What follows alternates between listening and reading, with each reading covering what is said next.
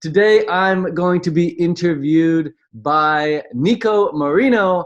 That's right, Nico Moreno is going to be interviewing me. I met Nico a couple weeks ago in Nashville at Funnel Hacking Live, which is a ClickFunnels live event, which was super, super fun. And I didn't know who Nico was. I sat on the bus, and then Nico sits next to me. We start talking. I ask him what he's all about, what he does, and he says he does webinars. I'm like, wow, me too. And we go into detail on that. Turns out he's a 2 Comma Club award winner, and he helps people get set up with chatbot messengers, messaging software. So if you want to learn anything about chatbot messaging, Nico is your guy. He's the ultimate. He's got awesome courses on that and offers coaching on that. So that's really cool. I'm excited to get into that.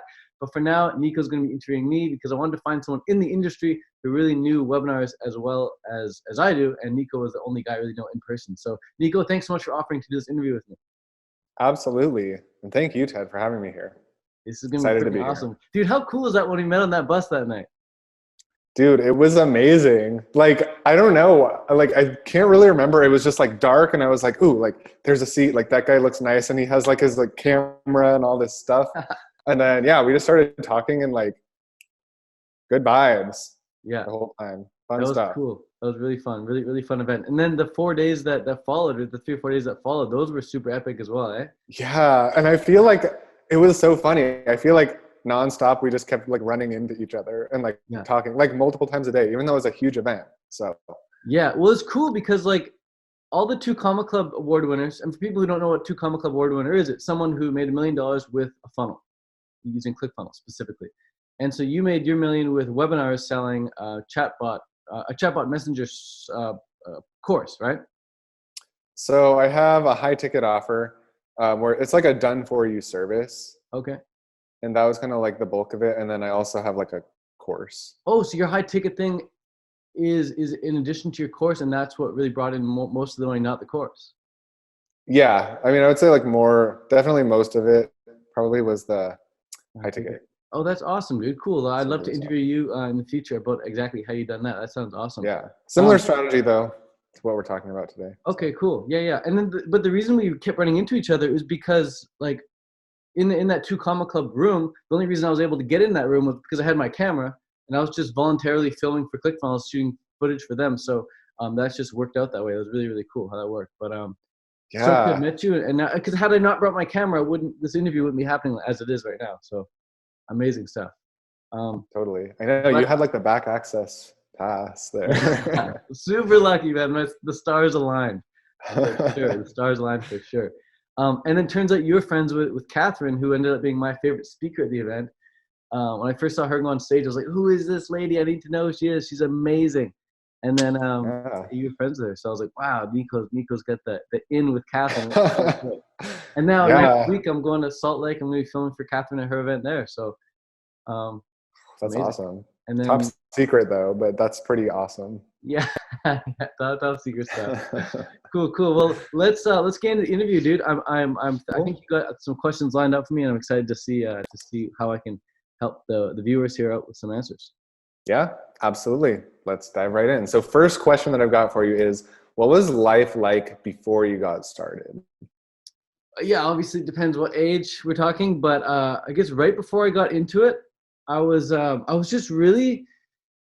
So I worked at A&W, and I was getting paid like $6 an hour, and I always wanted like a nice life of like freedom, not having to worry about money. And so I also not necessarily to worry about money, but not necessarily having to worry about like work. I wanted my work to be super, super easy and fun. And so when I got this job at A&W, it kind of wasn't that good at first, but I got better at flipping burgers and putting fries in the deep fryer and stuff. And I kind of prided myself on being good in the kitchen back there, despite it being some greasy work. But the pay just didn't add up. $6 an hour, dude. If you do the math on that, times that by 40, that's $240 for a week. So it's like less than $1,000 a month. Right? $240 for 40 hours of work. It's insane. And so it just didn't add up. And I like always wanted like my dream car. I always wanted like dream house, and I always wanted like a really nice life. The money wasn't there. And so I went in and asked my boss for a raise one day. And I was hoping for like $1 raise. I'm like, can you just like get me up to $7, And that was my plan was like just keep getting raises, Yeah. So I asked for my very first raise, and he's just like, dude, I can't do that. And I'm like, what do you mean? He's like, well, you've only been here for like less than a year. I can't give you a raise. I'm like, oh my God, dude. So I just like, I got super pissed off, like emotionally. I built up so much emotion asking him the question. When he finally rejected me, I was like, okay, fuck it, I'm done. So I quit, and I Just had like no on money. the spot? No, I probably handed him my 2 weeks or something, but Okay. I definitely handed him my resignation. And then I was like, okay, now I'm jobless, and now I really need money. So I went online, went on Google, and like, how do you make money online? And that's when I had like my first ever epiphany of like, wow, there's a difference between profits and wages. I only knew wages. I thought, Mm-hmm. if I can just make $100 an hour, I'm set. But turns out what I found online is like, dude, the difference between profits and wages is so massive that, check this out. Even if you were to make $100 an hour and you work 24 hours a day for an entire year, you still wouldn't make $1 million. Yeah. That's insane math, right? It is And pretty, so, yeah, it's so kind of I was like, sad. okay, I need to figure out how to. I write that in there. I was like, I'm going to figure out this online thing. I'm going to figure out how to make a profit. Mm-hmm. But I had no idea where to start. Just like a lot of people, it's like, oh, it sounds cool doing what you're doing, Nico. It sounds cool doing what you're doing, Ted. But I have no idea where to start. And so I just kind of like forgot about it, put it on the shelf. Yeah. Went on with my life. Ended up doing more research on like, oh, what other light bulb epiphanies can I have online? And I discovered like law of attraction. I discovered veganism and raw foods and these festivals around the world. And I was like, sweet, I'm going to go there. So I went to this festival in New York one year, and it was so awesome. Had the greatest time ever. Met this awesome community of people, just like at ClickFunnels. How everyone's like all about funnels and making money online. This festival I went to, the Woodstock Fruit Fest, was all about like how to have like the healthiest diet and the healthiest body and live like the longest, healthiest, fittest life. Okay. Diseases, no issues at all. I was like, that's cool. That's my community. So I love that community, and it was great. Learned a lot about fitness and health, relationships and stuff. And showed up that festival like not being anybody really. And then the following year, I go back to that festival, but between the first year and the second year, I released like this like really cool video of me like being a fruitarian triathlete, and it went like semi-viral in the community. You were a triathlete? Yeah. So when I showed up to the festival the second year, people like now knew who I was, and I was like, oh, cool, this is what it's like to be a somebody, like being recognized and stuff. And I felt the power in that. And then the third year I come back to the festival, I'm still broke. I don't know what the hell I'm doing with my money and stuff. I was doing some personal training at the time. But at this point now, there was a class being led by a girl named Megan Elizabeth and Joey B. And they were teaching how they made money online in the vegan niche. And I was like, that's so cool. I want to go to that class. So I went to that class, right? And the class was packed, dude. It was like an indoor room. It was like rooms for like 50 people. And there was like 100 people in there. People was packed. Everyone wanted to learn how to make money online. And what was so cool, I remember, is they gave everyone in the audience notebooks and pens. So everyone in the notebook had like a notebook and pen. They were all like furiously taking notes. And I was furiously taking notes, just like everyone else. And one thing they kept saying is like, automate, automate, automate. I just wrote down like automate in big caps. One page. Automate. Like, that's my big takeaway. I don't know what that means or how to do it, but I got to automate. And so I left that festival, bro. I was so excited. I'm like, I'm going to figure this out. Like I saw her, she said she was selling eBooks and coaching and stuff. And all she does is go to bed and wakes up and she's got money, and that's so cool. And I go home all excited. And again, I don't know where to start. Like, at least now I have an idea of what to do. I really don't know where to start. So you asked, like, what was it like life before? It's like, I just wasn't clear on what the hell I could offer or how to offer it. But then what was so crazy is then a couple summers later, I met this girl. And by this point, I'd already been putting a lot more YouTube videos, a lot more content online, becoming much more of somebody in the niche, in the vegan niche, raw vegan niche specifically. Met this girl at a festival. She recognized me from my videos. She was just blowing up at the time too. She was like going viral, like big time viral, like 100,000 to 1 million views on her videos. And I recognized her. I was like, wow, she's cool. She's dope. We hit it off right away. And she ended up inviting me to come live with her in Hawaii. And she's like, oh, you should come live with me. We can create content together. And I'm like, oh my God, this is like my in. I'm like set now. All I got to do is just like make content with this chick and we're good. And so she's like, yeah, you can actually come. We have a spare room. Come live with me and my roommate. I'm like, cool. Who's your roommate? She's like, Joey B. I was like, no way. Oh, man. The guy who taught it that first year. And the same for guy. years, yeah, like same guy. He's like my mentor. And I was like, that's the guy. They'd be like, gonna go live with Nico. It's like, oh my God, that's insane. It's so unreal. Plus this girl, right? And so it's just the power of association. It's so strong, right? You know what that's like, hanging out with the right people. And so I hang with Joey, and I'm asking Joey, I'm like, Joey, like, how come like every time I try and sell something online, like an ebook or something, it just doesn't sell? I just get crickets. He's like, oh, dude, you got to use funnels. And I was like, what are funnels? I had no idea what a funnel was. And he showed me Mm-hmm. ClickFunnels, and I was like, oh my God, this is sick. Showed me the ClickFunnels community. And right away, dude, right away, I was like, okay, this whole ClickFunnels thing is kind of like that Woodstock Fruit Festival thing, where everyone's just like, they know their shit and they're all getting results. And all I have to do is like learn from everyone in this ClickFunnels community. So I started studying, and put together my first ever 30-day raw food challenge with a funnel. Sold that, made thousands, and that was how I first made my money. With a 30-day raw food challenge using ClickFunnels. So Nice. that was super exciting. And then from there, a bunch of other stuff happened. I ended up losing all the money and then making it all again, but maybe we'll get to it in this interview. I'm not sure, but that's how kind of like my life was before. That's how I kind of got into where I'm at now. Gotcha. Awesome. Gosh, well, sounds like quite the roller coaster so far. The next question that I've got for you. So then what was your first inclination to get started? First You may have kind of inclination. like covered it, but Yeah. First inclination was probably the festival, just like getting them to show me like what they did. And then as soon as I found out they were doing eBooks, I'm like, okay, I'm going to go do eBooks. So I tried to do the eBooks and didn't work. Like nobody bought. A few people bought, but it was mostly crickets, you know? So that was pretty much the first inclination, just quitting my job and then figuring out online that there was a thing called profits that my dad didn't teach, my mom didn't teach, school didn't teach, because they didn't know. They didn't know. Yeah. They knew they would have taught me. So I had to figure it out for myself and through mentors and stuff. So that was my first inclination. Okay. Gotcha. And what did you have to battle through to actually get started? Just the lack of clarity of what the hell to offer and how to offer it. What to offer and how to offer it. And then once I did get started, dude, like, so I made the money with the 30-day raw food challenge thing. And I was like doing well. I was like, hell yeah, like this thing just like sells itself basically. You know how it is, right? You just wake up and you're like, holy shit, this many people bought. That's insane. It's crazy. It just sells. It just works really, really well if you do it right. And I learned how to do it right through the ClickFunnels community. And I'm so grateful for that. Now it's what I teach all my students. I'm just like, here's what I did. So what I ended up doing later is I ended up putting together a course teaching my students how to, well, the reason I ended up, so I did 30-day raw food challenge thing, made a bunch of money, put that money towards a festival. I was like, I want to create my own Woodstock Fruit Festival, create my own Woodstock Fruit Festival in Canada. So I started the Canada Fruit Festival. First ever Canada Fruit Fest. It was like the biggest 4-day vegan event in Canada. Super, super cool. That's insane. And yeah, we had like a couple hundred people come out, 250 people, and it was awesome. We had such a good time. We had music. We had best fruit, all you can eat, like awesome attendees, tons of volunteers, like big event. It was sick. It was like a mini funnel. It was like a mini funnel hack and life. Dang. And the thing is, bro, I didn't know what I was doing creating a festival. I knew what I was doing using funnels to create an online course, but not creating a festival. And so the things, I was a noob at the time. And what ended up happening was we had like 400 people sign up for the festival. But then like last minute, within like the last week, but like 150 people asked for a refund. Because we said, hey, the refund date is like the week before the festival, which is so stupid.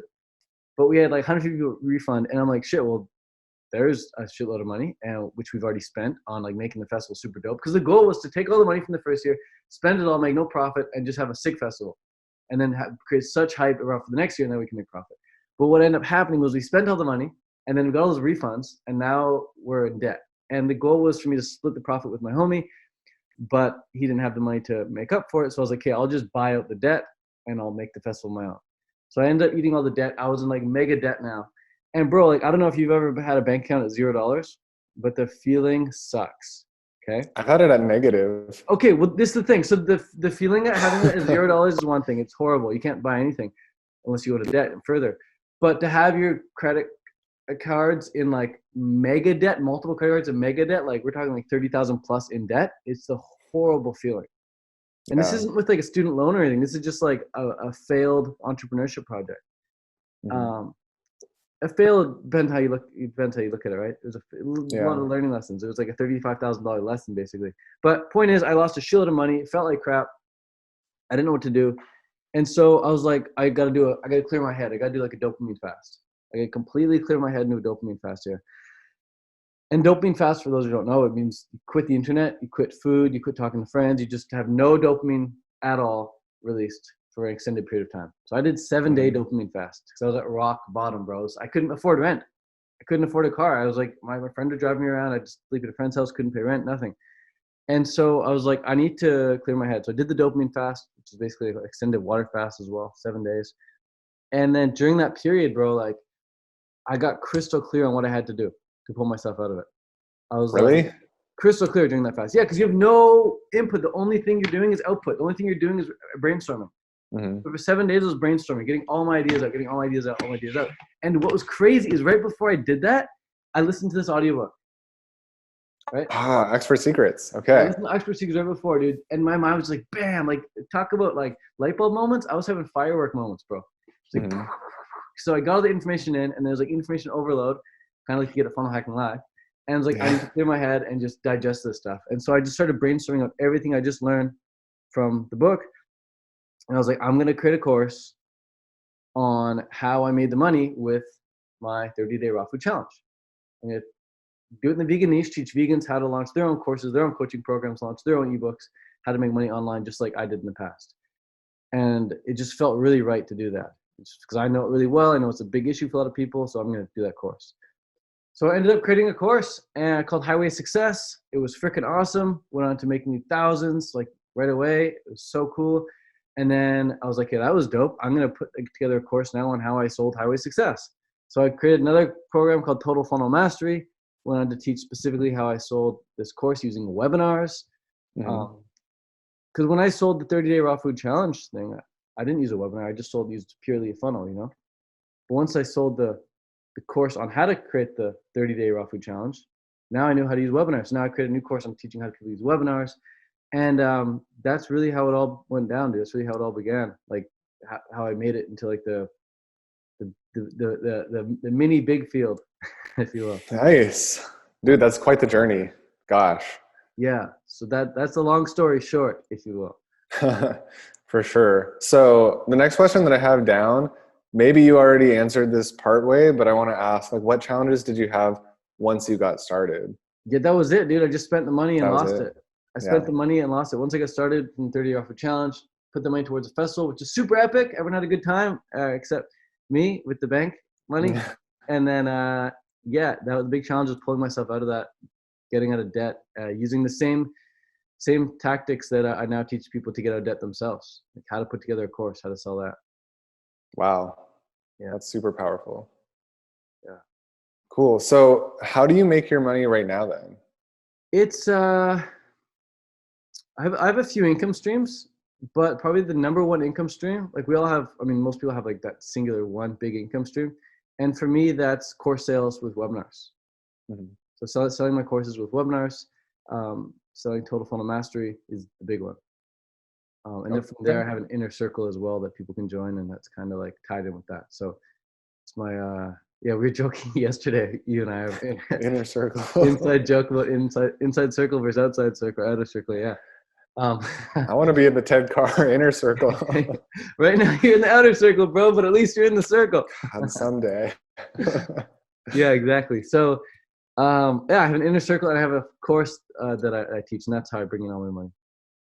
Awesome. Yeah. Nice. So, question that I have for you, and I'm sure everybody that's listening is curious, like, what's an average day in the life for you with your work now? I love that question. This is the question I love to ask everyone. I'm like, I want to go like film everyone's day in the life. It'd be so fun to just put together like a documentary of like 12 people who are crushing it, showing like their mornings to evening. I was at the round table at Funnel Hacking Live. I sat beside Dan Henry. I got there early. I sat at this table, and then Dan Henry Yeah, you told me. right next to me. He was so sick. And I didn't know he was going to sit right beside me. It was just luck, I guess. But I knew that was his table. But I ended up asking him, I was like, dude, like, what's the day in life look like for you? And I don't know if he's serious. He's kind of like savage sometimes, right, with his answers. But he's like, I don't know, I wake up, smoke some weed, play some video games, hang out with my kid. That's it. I was like, really? He's like, yeah. And I was like, I asked him this one question too, which I was like holding back, but I wanted to know. I was like, so like, I was like, at what time, like, do you check your emails? You know, because I try not to check my email first thing in the morning right before bed. For me, I like to do it sometime middle of the day. Same. And he's like, he looked at me and he's like, why would I check my email? And I was like, well, for like, people have questions or something, he's like, I don't check that. And I was like, all right, well, what time do you check your DMs? He's looked at me, he's like, why would I check my DMs? And I was like, damn, dude, good point. Why would you check your DMs? So people play at different levels, right? So Dan's at that level where he wakes up, smokes weed, plays video games, hangs out with his kid, whatever, and somehow makes millions. But mere mortals like myself, I wake up and first thing I do, dude, it's so important. I wake up and I don't have it with me, but I have a notebook that I go to bed with every night. So every night, I just like to start my day off the night before. So at 8 o'clock the night before, I go down to my bed. My phone is upstairs charging. It's not down in my room at all. I'm not nowhere tempted. Phone's upstairs. I come downstairs, and I get into bed with my notebook, and I brainstorm out all my cool ideas that I had that day that I want to maybe experiment with the next day, as well as write down a list of the things I actually have to do tomorrow. Like today, I had Nico at 9. Like I had it confirmed to my end, dude. I don't know what you're saying. It was on my calendar. Yeah. So anyways, I write down the stuff I got to do, plus like the stuff I want to play around with. And today I want to play around with putting together a free course. I want to launch a free course called Total Offer Clarity. We were brainstorming yesterday with you about that. Mm-hmm. And so I woke up this morning, created that funnel. I sent it to you already. You checked it out. You're like, oh, that's really cool, right? So I woke up and I executed on my list that I wrote the night before. And now here we are doing the interview. So I wake up and I just execute on that list right away. I used to wake up and meditate first thing in the morning and do that thing. But now what I do is if I'm going to do something like that, I go out and have a shower, and I actually have a cold shower. So I start hot, then I go cold just to get my state of mind like really fired up. Because, dude, if you have a hot shower and you're in that shower for like 10, 15 minutes, you get out of it, you feel like a sluggish piece of crap. You just had a hot shower. You just feel lazy. Yeah, you're so lazy, dude, after a hot shower. And that's just the nature of the chemistry that happens when hot water hits you. And so the opposite happens with cold water. If you want to get fired up, no caffeine needed. You just like, boom, you got like passion flowing through you. Like you're excited for life. You're flowing. Cold water is where it's at. So because I'm a little baby, I go in there and I start out with a hot shower, first 5 minutes, whatever, put the soap on, do my things, clean myself. And then before I get out, cold shower, boom, get fired up. I do the 5x5. 5 seconds on the front, 5 seconds on the side, 5 seconds on the back, side and the front again. So that's my little morning routine. And then I get to work, man. I stick to the list. Nice. And an app I love to use is called FocusMate.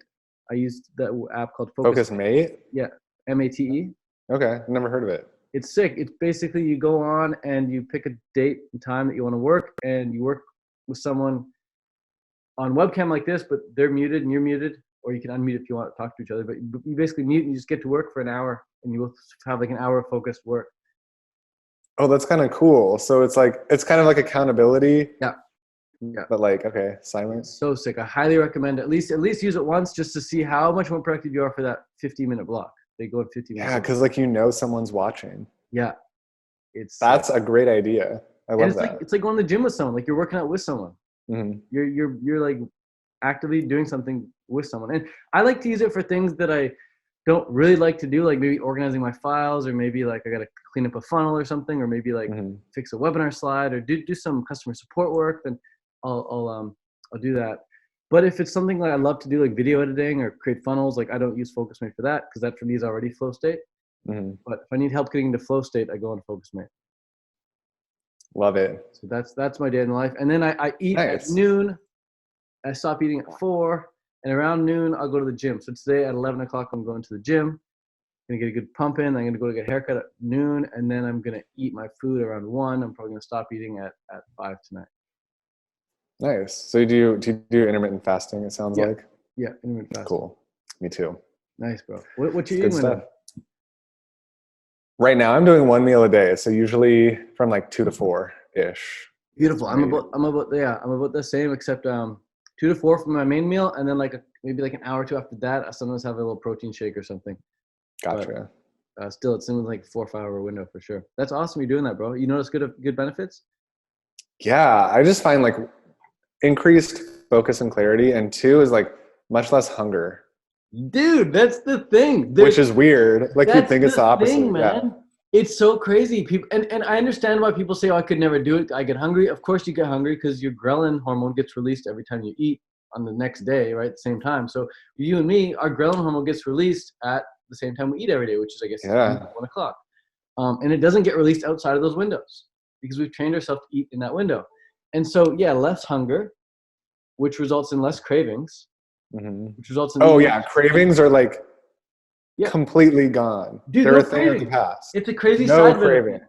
It's a side benefit of intermittent fasting. Yeah. So that's one thing. But the other thing, the main one, is really just the increased productivity for sure. Mm-hmm. Like we're not in the kitchen thinking about food. We're just like getting to work, getting stuff done with ease. Totally. So yeah, I love Yeah. that. And it's just like, yeah, gosh, the lack of cravings and like the lack of just thinking about and wanting food. Yeah. Literally, like it just, the time comes to eat and like you're just like, okay, it's not that I don't care, but it's like, okay, cool, like here's food, and then like Yeah. you're done and it's just out of your mind. And It's it great. digests so much easier too because you got nothing else in your system. Yeah. So that's awesome, dude. Cool. We should do it. We'll do another interview later about the benefits of Yeah. intermittent Intermittent fasting. fasting. Love it.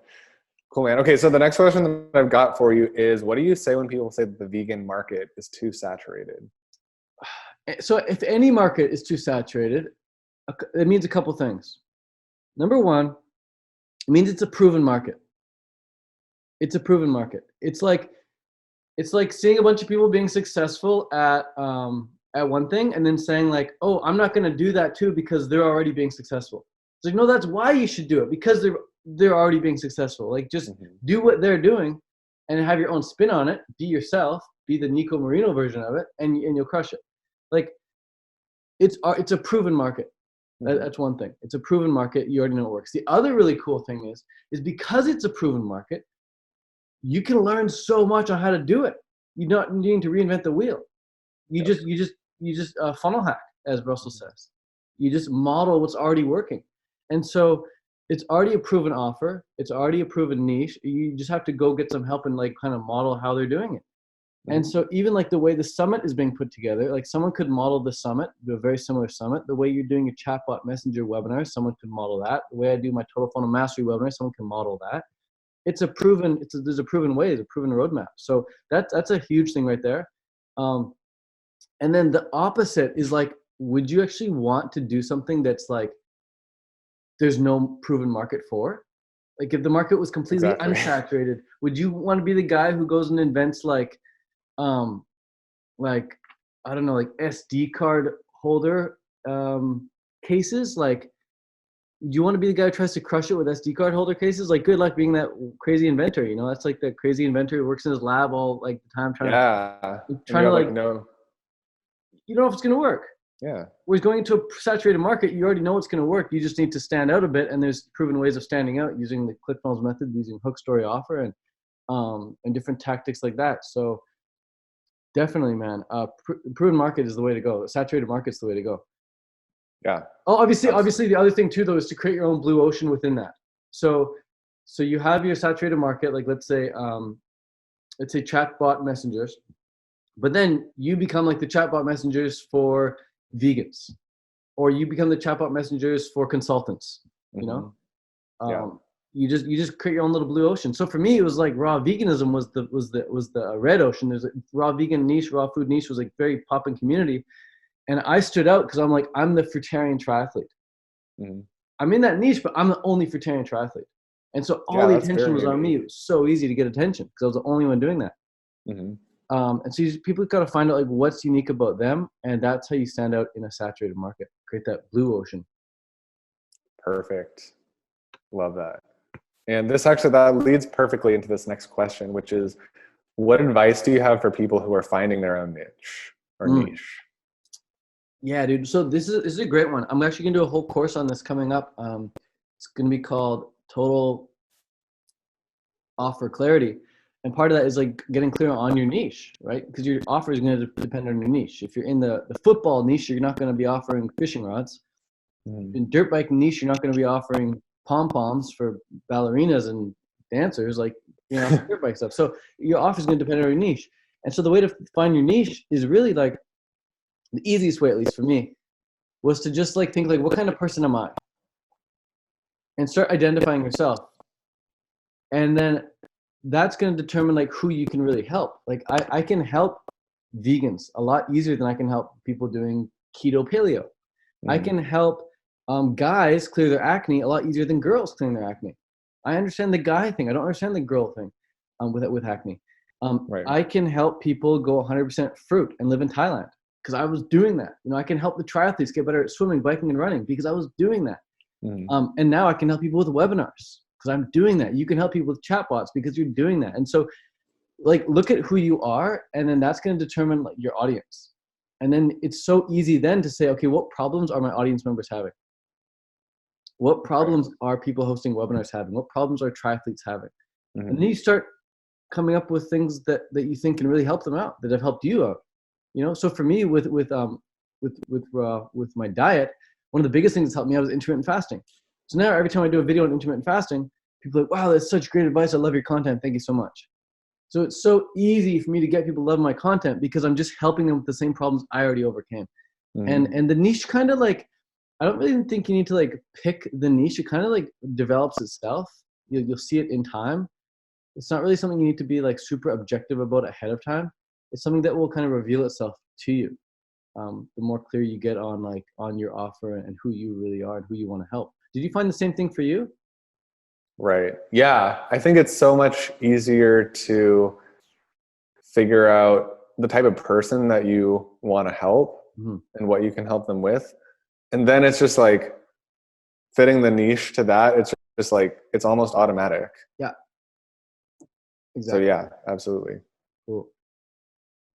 Cool. So next question that I got for you is, what is your self-talk like when you feel lazy or low energy or doubtful? Nice. What do you, Love what this. is Yeah, self-talk dude, like? this comes up frequently for entrepreneurs.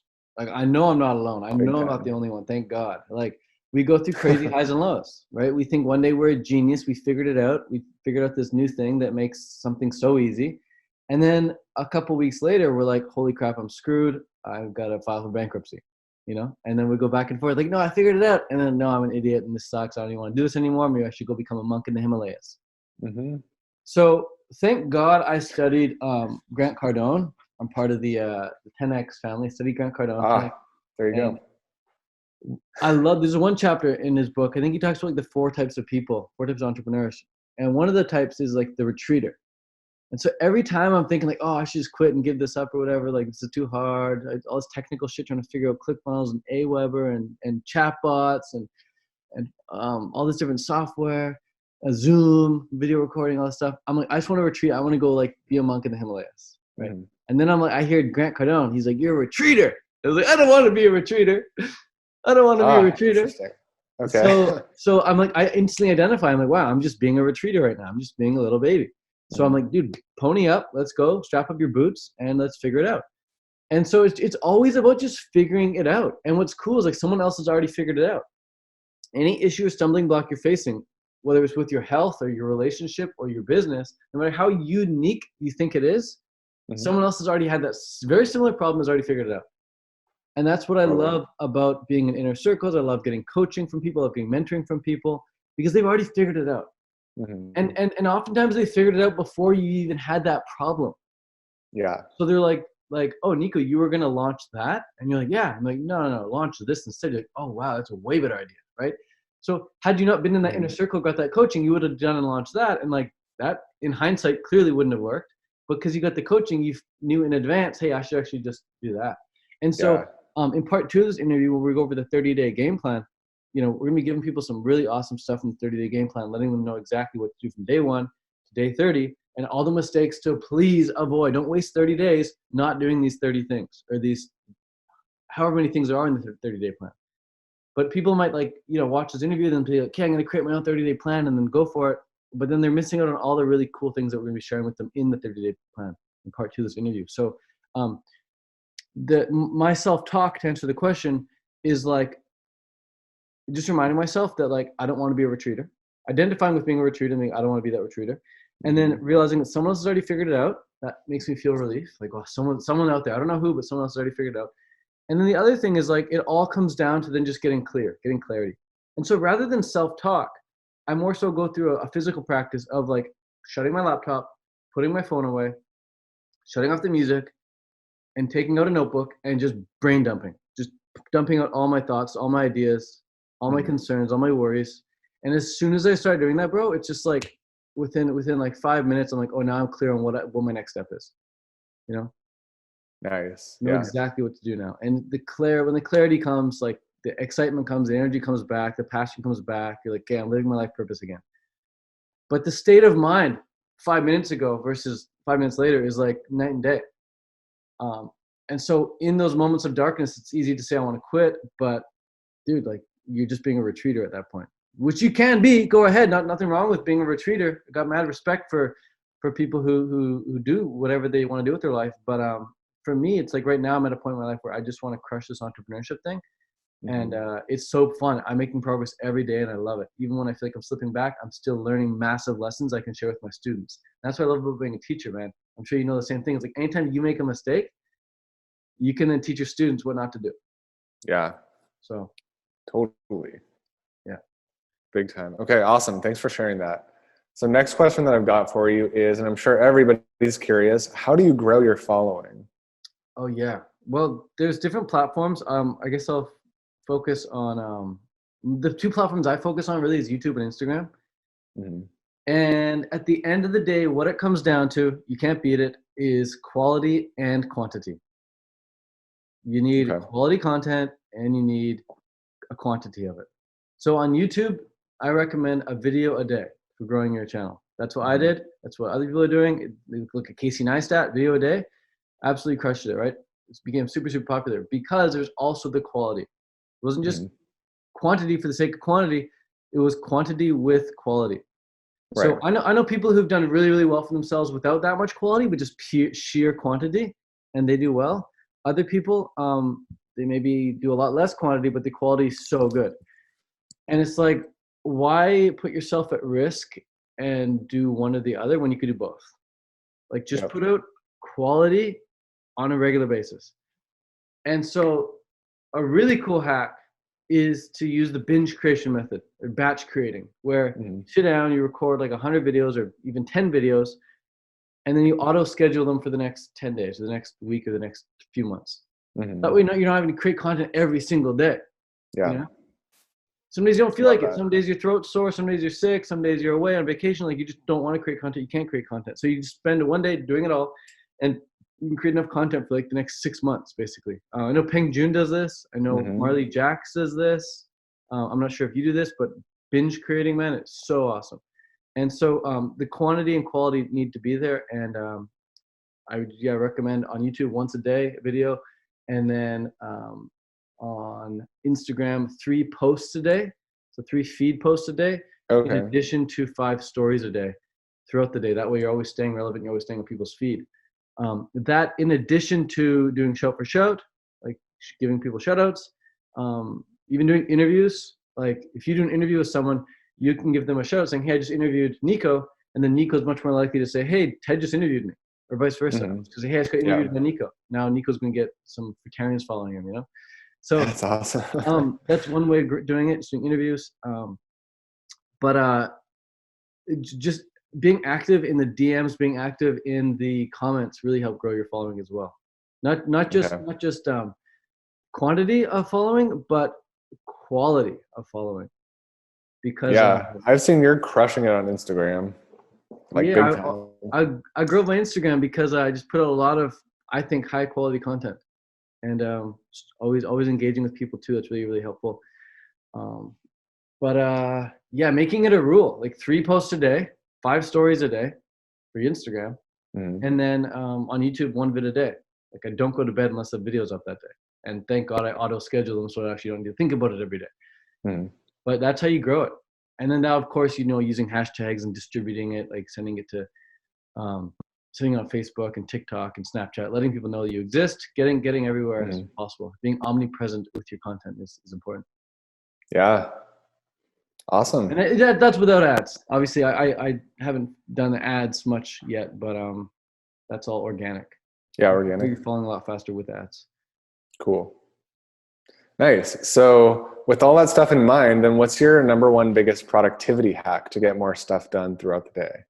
I pretty much, it's going to be planning the day the night before. Okay. Planning the day the night before. So plan tomorrow today. That's the hack. Plan tomorrow. There needs to be a word for that, but maybe we'll call it just pre-planning. Yeah, there should be a word for that. There must be. We'll call it pre-planning for now. But yeah, I learned that one from Jim Rohn. He's just like the number one tip is just to write a list of everything you need to do the following day. Put the most important thing at the top, and when you wake up, do the most important thing first. And Brian Tracy calls it eating that frog.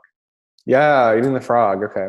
Eating the frog. That's what Brian Tracy calls it. I don't really like that. I don't really like to eat frogs, but I do love. It puts a weird visual in your head. Yeah, I like to get work done that I enjoy doing. So waking up this morning, working on that funnel for the total offer clarity was super, super exciting, super fun. Doing this interview, super exciting, super fun.